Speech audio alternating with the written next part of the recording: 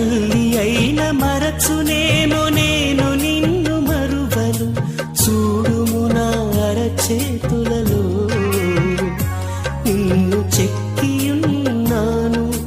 నీ పాదము తొట్టిల్లనీయను నేను.